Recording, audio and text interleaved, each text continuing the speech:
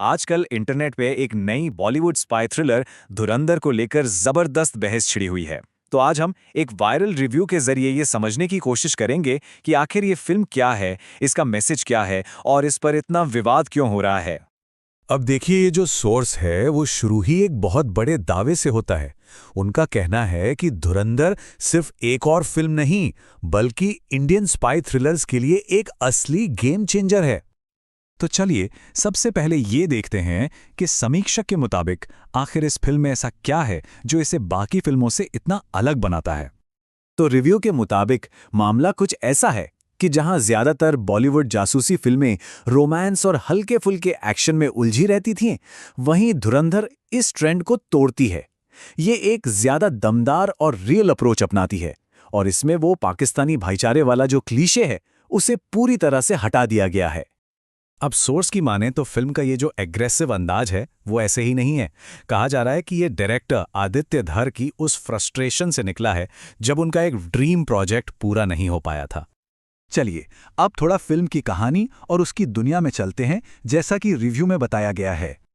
देखिए, फिल्म की कहानी का जो बैकड्रॉप है ना, वो भारत के एक बहुत ही तनाव भरे दौर का है।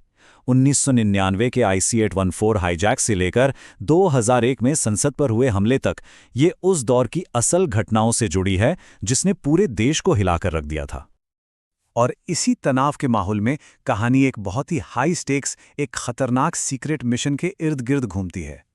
इसमें एक तरफ भारतीय इंटेलिजेंस के लोग हैं तो दूसरी तरफ पाकिस्तान के ISI एजेंट और कराची के अंडरवर्ल्ड डॉन जैसे किरदार।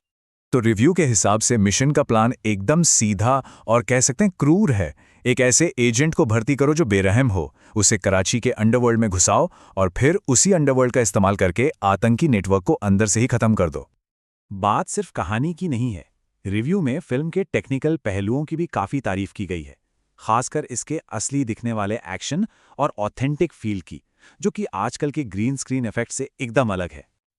पर रुकिए, ये फिल्म सिर्फ एक्शन और थ्रिल के बारे में ही नहीं है। यहीं से, जैसा कि समीक्षक बताते हैं, ये एक तीखी पॉलिटिकल कमेंट्री बन जाती है। फिल्म का एक डायलॉग है जिसे रिव्यू में खास तौर पर हाईलाइट किया गया है और यही डायलॉग फिल्म के तेवर को साफ कर देता है।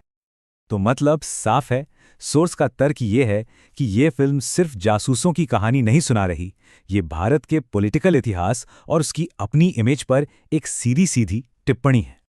और जब इतना साफ पॉलिटिकल मैसेज हो तो विवाद होना तो लाजमी है, और यहीं से शुरू होती है असली बहस।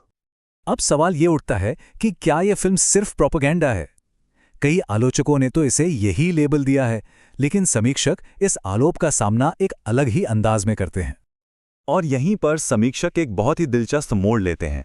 वो इस प्रोपेगेंडा के आरोप को नकारते नहीं, बल्कि उसे गले लगा लेते हैं। उनका तर्क है कि ये भारत की सॉफ्ट पावर के लिए एक जरूरी टूल है। तो इस पूरे तर्क के सेंटर में है डबल स्टैंडर्ड्स का आइडिया। समीक्षा का कहना है कि जब वेस्टर्न फिल्में अपनी एजेंसीज को ग्लोरीफाई करती हैं तो उन्हें आर्ट कहा जाता है, लेकिन जब भारत ऐसा करता है तो उसे प्रोपेगेंडा कहकर क्रिटिसाइज किया जाता है। तो ये जो सॉफ्ट पावर है, समीक्षक की नज़र में ये फिल्म उसी का एक बड़ा उदाहरण है। मतलब अपनी फिल्म इंडस्ट्री का इस्तेमाल करके दुनिया को अपनी कहानी सुनाना अपने नज़रिए से। लेकिन हाँ, जैसा कि होता है, इस नज़रिए से हर कोई सहमत नहीं है। सोर्स ये भी साफ करता है कि कई आलोचकों ने फिल्म को बिल्कुल अलग तरीके से देखा है। इसे कट्टर राष्ट्रवादी और ज़रूरत से ज़्यादा आक्रामक कहकर खारिज कर दिया है। तो आखिर में धुरंधर पर यह पूरी बहस हमें एक बड़े सवाल पर लाकर छोड़ देती है कि देशभक्ति और प्रोपेगेंडा के बीच की वो पतली सी लाइन आखिर होती कहाँ है।